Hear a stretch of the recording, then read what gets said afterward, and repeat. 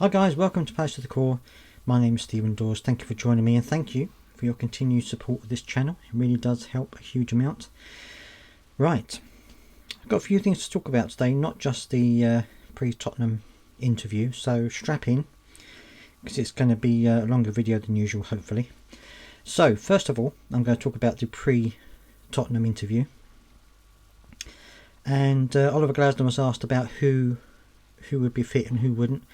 And he said the only person who's not going to be fit enough to play is going to be Adam Wharton. Now, he says that he was pressed on whether he would have played him, whether, you know, if the game had been important or been more important. And he said no, because he's in too much pain. He can't play with the ankle the way it is at the moment. He was pressed about whether he would be ready for the FA Cup final. And after a little bit of deliberation, he said, I think he's 90% sure that he will reach the semi-final. He'll play in the final. I'm not so sure.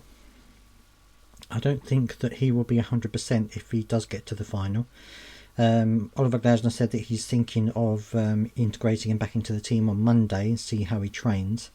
I think if he does play, I don't think he's going to be 100%, because if he's getting a lot of pain to the point where he can't train now, then I know that, you know, they are very good at getting players recovered quickly, but I think perhaps if he does play, he won't be 100%. That's my personal opinion, but anyway, that's just how I feel about it. But anyway, I mean that could well be, that could well be enough to help us. So we'll have to wait and see what Oliver Glasner thinks about that nearer the time. Apart from that, he was asked about Adam Wharton again, about all the speculation over him with these big money moves and stuff like that. Oliver Glasner said that he's not really thinking about that sort of thing at the moment. He's concentrating on Tottenham and the FA Cup final. He said that Adam hasn't talked about it. He hasn't come up to me and said, I want to leave. So as far as he's concerned, that's it at the moment.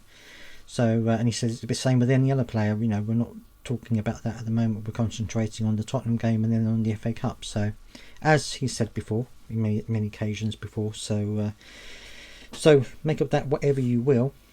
He was also asked about Tottenham and about how good he thinks their job has been in Europe, and he said he's got a lot of respect for Ange Postecoglou as well as all of the players, because of the difficulties they've had this season with injuries and stuff like that. But that was kind of it. It was mainly talking about Tottenham and about how the players are responding, which of course he's been asked that before as well. So nothing really new coming out from the press conference at all. The next thing I wanted to talk about is Odsonne Edouard, who was on loan to Leicester City. It looks as though he's going to be sold to a Saudi Arabian club. Now, they look like they are interested in him, and apparently Palace are happy to move him on, which I think is a good idea, because I think he hasn't really fulfilled his potential at Crystal Palace, and I think that for Oliver Glasner to allow him to go on loan suggests that he's probably not part of his plans either. So it'd be a good thing for him, a good thing for the club to get him off the wage bill and stuff like that. So I think it might be a good thing all round, hopefully. Also, Bright Osayi Samuel, who is a left back, currently, was at Fenerbahce. He apparently has agreed a 4.5-year deal to come to Crystal Palace. I think that it's a good idea that we've got extra cover at the right back area.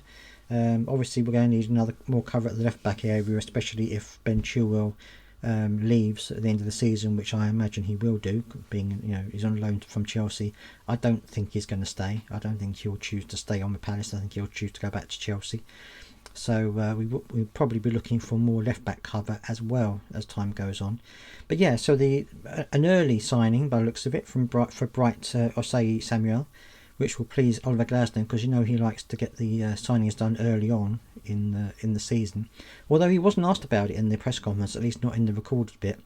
So that's interesting to say. The other thing that I was going to talk about is John Textor. Now, I don't know if you've seen this in The Guardian, but apparently he is now, after all this kerfuffle about trying to buy Everton, which fell through, and now he apparently wants to refocus his efforts on buying more shares in Crystal Palace. Now, he's been in contact with the American owners of the club, the American shareholders, about buying out their share.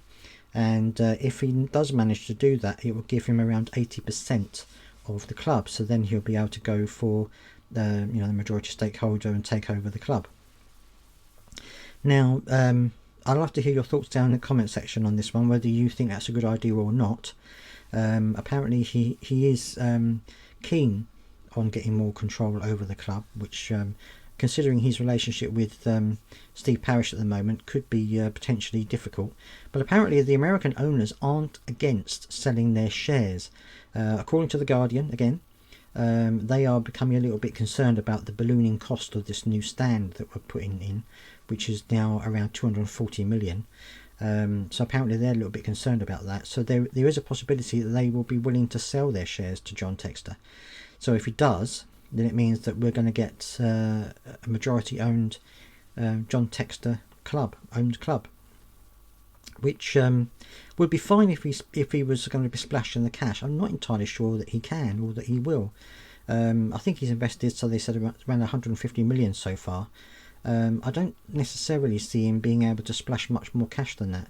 And certainly if we want to keep Oliver Glasner and we want to keep some of our better players, we're going to need to be splashing some cash to try and get them to stay on. So I'm not entirely sure it's a good idea, but he seems to be continually pushing the idea with the American shareholders. So we'll have to wait and see what happens with that. I'm sure that's going to develop over the close season. And that is it. So let me know down in the comment section what you think about all of that. I would love to hear your thoughts as always. Please do subscribe if you've got this far and you're not a subscriber yet, because it really does help the channel to push on and reach new people. And until the next time, I'll see you then.